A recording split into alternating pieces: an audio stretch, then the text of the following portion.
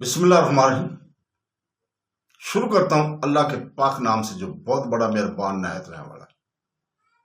محترم ناظرین، فرشتوں پر ایمان اسلامی ایمان کے 6 ستونوں میں سے ایک ہے۔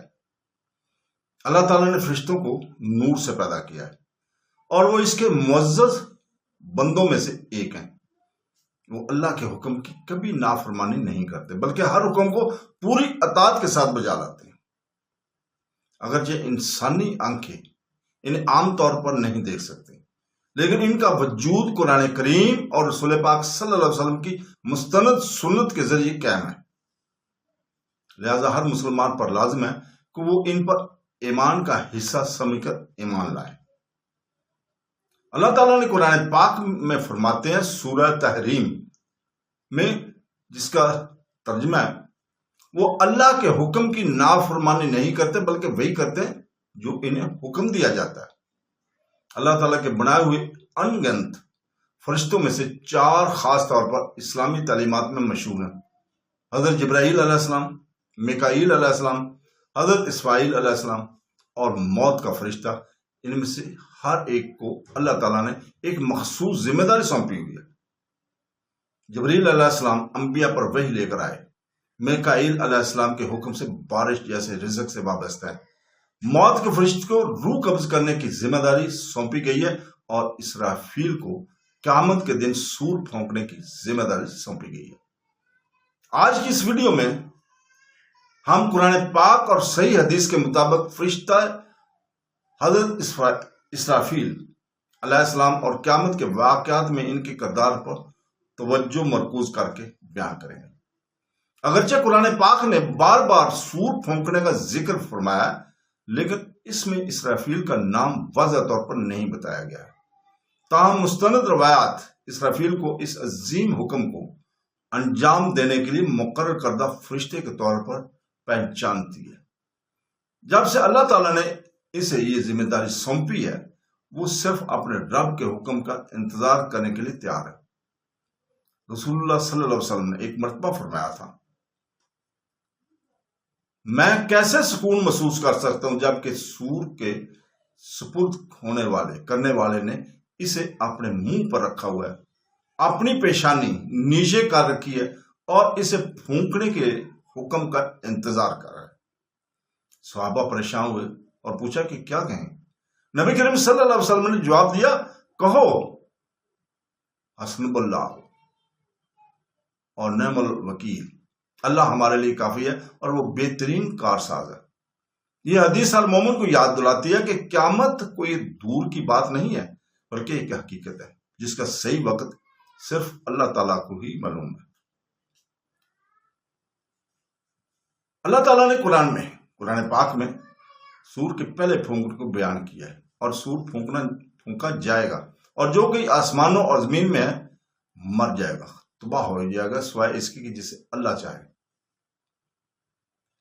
یہ پہلا دھماکہ دنیاوی زندگی کے خاتمہ کی نشاندہی کرے گا۔ ہر جاندار جسے اللہ مرنا چاہے فنا ہو جائے گا۔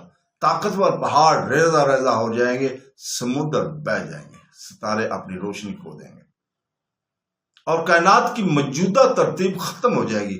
ہر بادشاہ، حاکم اور دولت مند اور عام انسان اللہ تعالیٰ کی قدرت کے سامنے برابر کھڑا ہوگا۔ یہ قیامت کا دن ہوگا۔ قرآن پاک بار بار انسانوں کو یاد دلاتا ہے کہ یہ دن یقینی ہے، یہ وہ دن ہے جب دنیاوی حیثیت، دولت اور طاقت کسی کام نہیں آئے گی۔ اللہ تعالیٰ کے نزدیک صرف سچے ایمان اور عمل صالح کی قدر ہوگی۔ لہذا ہر مومن کو چاہیے کہ وہ اللہ تعالیٰ کی اطاعت اور اس کے رسول صلی اللہ علیہ وسلم کی سنت پر عمل کرتے ہوئے خلوص سے توبہ کر کے اور گناہوں سے اجتناب کرتے ہوئے اس ناگزیر ملاقات کی تیاری کرے۔ محترم ناظرین، ایک مدت کے بعد جو صرف اللہ تعالیٰ کو معلوم ہے، اسرافیل علیہ السلام، حضرت اسرافیل علیہ السلام کو دوسری بار سور پھونکنے کا حکم دیا جائے گا۔ اللہ تعالیٰ قرآن پاک میں فرماتا ہے، پھر اسے سور پھونکا جائے گا اور دیکھو وہ کھڑے ہو کر دیکھ رہے ہوں گے۔ سورہ زمرہ میں یہ ہے۔ اس دوسرے دھماکے سے حضرت آدم علیہ السلام سے لے کر زمین پر رہنے والے آخری انسان تک ہر انسان کو زندہ کیا جائے گا اور اللہ تعالیٰ جس نے انسانوں کو پہلی بار پیدا کیا وہ انہیں ایک بار پھر کامل عدل کے ساتھ دوبارہ بنائے گا۔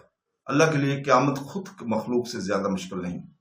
قرآن پاک فرماتا ہے سورہ انبیاء میں، جیسا کہ ہم نے پہلی تخلیق کی تھی ہم اسے دوبارہ کریں گے، یہ ہم پر ایک وعدہ ہے اور ہم اسے ضرور پورا کریں گے۔ اس دن لوگ اپنی قبروں سے گھبراہٹ اور خوف کے عالم میں نکلیں گے۔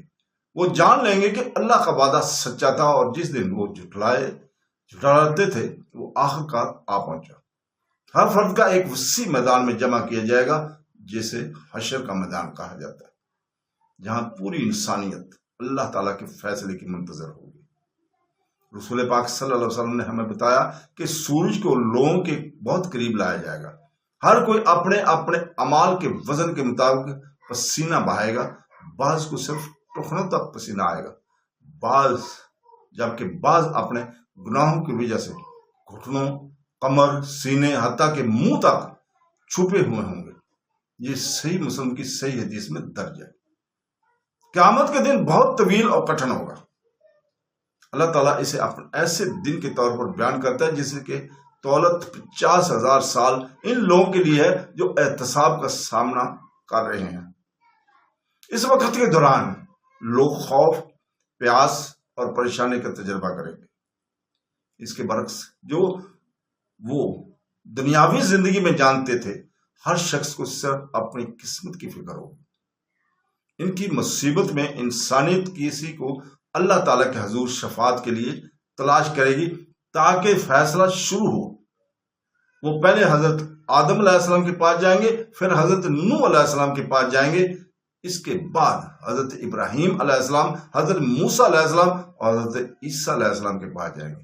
انہیں میں سے ہر ایک انبیاء عاجزی کے ساتھ یہ کہتے ہوئے کہ وہ اس عظیم شفاعت کے لیے مقرر نہیں ہے۔ آخر کار تمام لوگ ہمارے پیارے نبی حضور پاک صلی اللہ علیہ وسلم کے پاس آئیں گے۔ صرف اسی کو المقام محمود عطا کیا جائے گا، وہ تعریفی مقام جس کا اللہ تعالیٰ نے قرآن پاک میں وعدہ کیا ہے۔ حضور پاک صلی اللہ علیہ وسلم اللہ کے سامنے سجدہ ریز ہوں گے، خاص طور پر اس دن کے لیے سکھائیں گے، الفاظ کے ساتھ اس کی تعریف کریں گے۔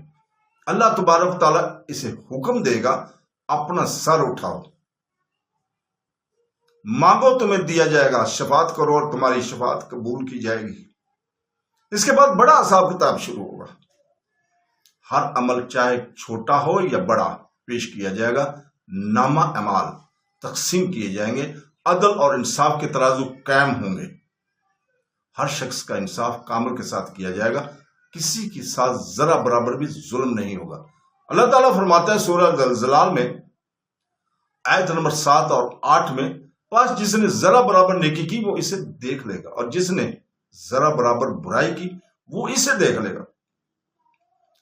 پیارے ناظرین، قیامت کی یقین دہانی پر مسلمانوں کو ایمان کی مضبوطی، اعمال صالحہ میں اضافے، سچی توبہ، دوسروں کے حقوق ادا کرنے اور قرآن پاک اور سنت رسول پر ثابت قدم رہنے کی ترغیب دے۔ حضرت اسرافیل علیہ السلام کا کردار ہمیں یاد دلاتا ہے کہ اس دنیا کے خاتمہ اللہ تعالیٰ کے حکم سے کسی بھی وقت ہو سکتا ہے۔ اس کا حکم کسی وقت بھی آ سکتا ہے، یہ اس کے اپنے پہ منحصر ہے، اور ہر ذی روح کو اپنے خالق سے ملاقات کے لیے تیاری کرنی چاہیے، روزہ رکھنے چاہیے، قرآن پاک پڑھنا چاہیے، حدیث نبوی پڑھنی چاہیے اور اس کے اوپر عمل بھی کرنا چاہیے۔ دوستو، بہنوں بھائی، اللہ تعالیٰ ہمیں پختہ ایمان عطا فرمائے۔ ہم دعا کرتے ہیں اللہ تعالیٰ سے کہ وہ ہمیں پختہ ایمان عطا فرمائے، ہمارے گناہوں کو معاف کر فرمائے، قیامت کے دن ہمارا حساب آسان فرمائے اور اپنی بے پناہ رحمت سے ہمیں جنت الفردوس میں داخل فرمائے۔ آمین ثم آمین۔ تو دوستو، اس کے ساتھ ہی آج ہم اس کو کلوز کرتے ہیں۔ کل انشاءاللہ تعالی ہم اس سے اگلی قسط میں آپ کے سامنے حاضر ہوں گے اور بیان کریں گے۔ تو دوستو کل تک کے لیے اجازت چاہیے. اللہ حافظ.